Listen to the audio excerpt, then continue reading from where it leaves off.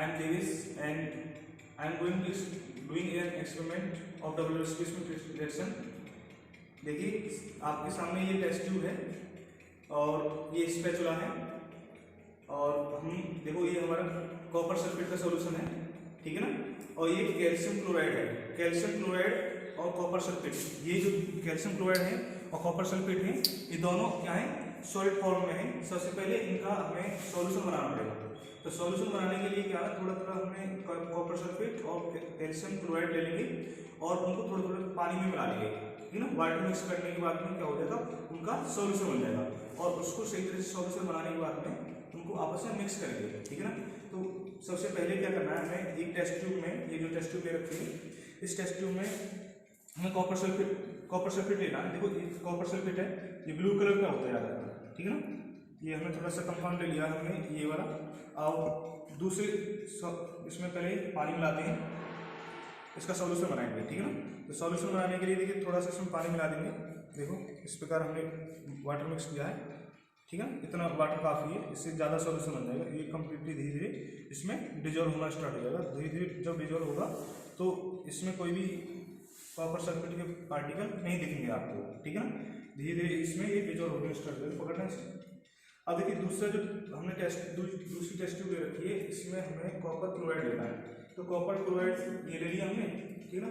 ये देखो हल्का ये येलो कलर का होता है, कॉपर क्लोराइड हल्का येलो कलर का होता है, लाइट येलो कलर का, ठीक है ना।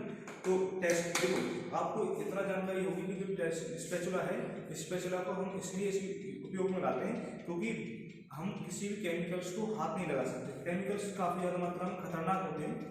अगर इनको हमने टच भी किया, जैसे टच करने के बाद में खाना वगैरह खाया या कुछ अन्य काम किया, तो हमारी बॉडी के अंदर वो चले जाएंगे, तो जो हमें कभी नुकसान भी पहुंचा सकते हैं।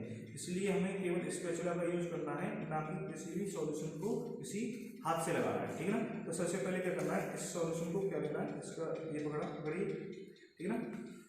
इसमें जो कॉपर क्लोराइड है इसको इसके अंदर डाला, ठीक है ना। धीरे धीरे डाल रहे हैं इसमें, ये डाल दिया। अब इसका हमें सॉल्यूशन बनाना है। तो सॉल्यूशन बनाने के लिए क्या करना होगा, हमें डिस्टिल वाटर लेना पड़ता है, ठीक है ना। डिस्टिल वाटर ही मिक्स करना पड़ता है, ध्यान रखना, इनऑर्गेनिक सब्सटेंस के लिए। लेकिन जो ऑर्गेनिक सब्सटेंस का जब हम सॉल्यूशन बनाते हैं तो उसमें एल्कोहल मिक्स करना पड़ता है, ठीक है ना। तो ये क्या डिस्टिल वाटर है, डिस्टिल वाटर को हम इसमें मिक्स कर देंगे धीरे धीरे से, और ठीक है। देखिए इसलिए धीरे धीरे इसमें मिक्स होगा। तो मिक्स करने के बाद देखो ये लगभग मिक्स हो चुका है, थोड़ा सा इसका पोर्शन रह गया है जो मिक्स नहीं हुआ है, ये धीरे धीरे मिक्स हो जाएगा, ठीक है ना। इसको मिक्स करने की कोशिश करते हैं। हमारे पास में एक ग्लास स्टिक होती है, ध्यान रखना, एक ग्लास स्टिक होती है, ग्लास स्टिक से इसको मिक्स करते हैं। अभी हमारे पास में स्टिक नहीं है, कोई बात नहीं, हम ऐसे ही नॉर्मली ये डिजोल्व हो गया है और ये भी डिजोल्व हो गया, ठीक है ना। अब इसको दोनों को मिला लेंगे, ये आपस में दोनों सॉल्यूशन मिक्स हो गए। तो मिक्स होने के बाद में आपको क्या, देखो ये दोनों जो मिक्स करेंगे तो हमें सॉल्यूशन तो प्राप्त किए। मिक्स करने के बाद में एक प्रेसिपिटेट वाला सॉल्यूशन मिलने वाला है, ठीक है ना। और प्रेसिपिटेट जानते हो, प्रेसिपिटेट वह सब्सटेंस होता है जो इसमें मिक्स नहीं होता है, ठीक है ना। और इसको फिल्टर पेपर से भी साफ करके दिखाएंगे हमें। देखिए ये जो रिएक्शन है धीरे धीरे होगी। अब इसमें मैंने ये पूरा कंपाउंड इसमें डाल दिया है, ठीक है ना। और ये रिएक्शन धीरे धीरे होने वाली है। अब ये धीरे धीरे सब्सटेंस गाढ़ा होता जाएगा।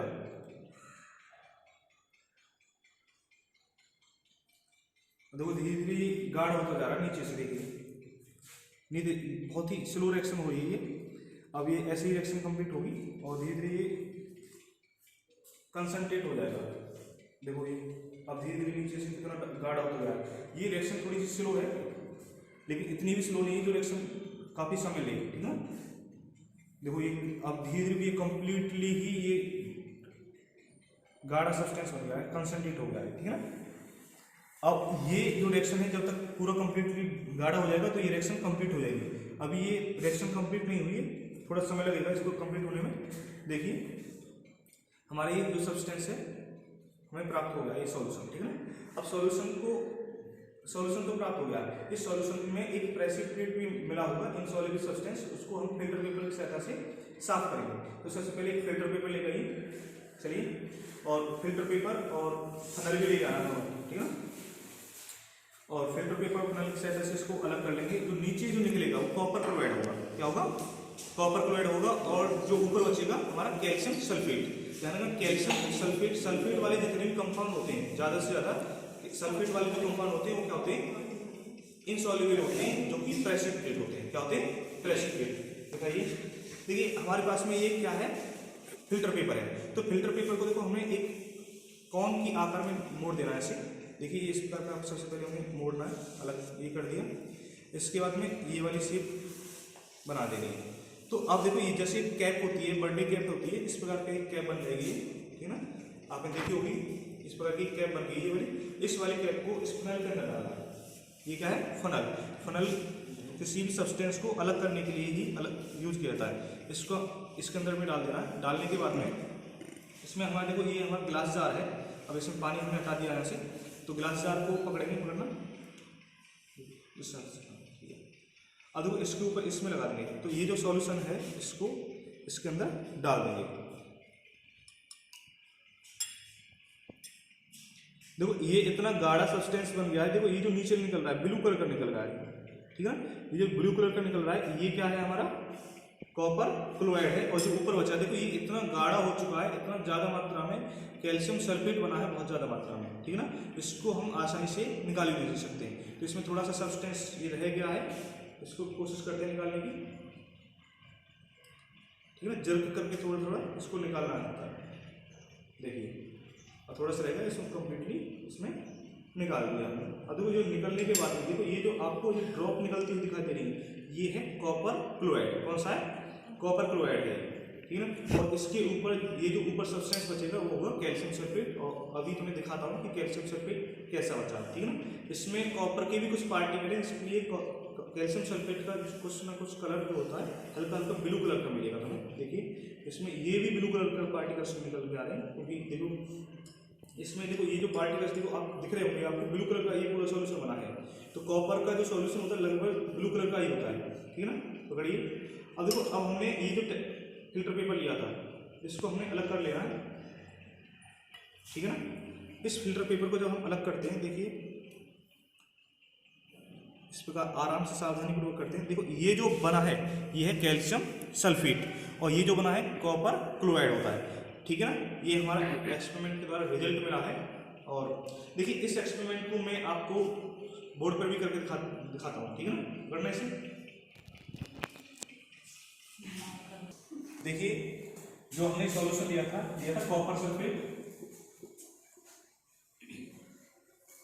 और उसमें मिलाया हमने कैल्शियम क्लोराइड। तो कैल्शियम क्लोराइड को जब हम मिलाते हैं वैसे तो ये भी कंपाउंड है, ये भी कंपाउंड है, डबल डिस्प्लेसमेंट रिएक्शन देने वाला है। तो देखो इसमें ये बनेगा कैल्शियम सल्फेट और बनेगा कॉपर क्लोराइड, ठीक है ना? देखो कॉपर सल्फेट का कौन होता है? CuSO4 प्लस में CaCl2। रिएक्शन करने के बाद में क्या बनेगा? CaSO4 प्लस में CuCl2।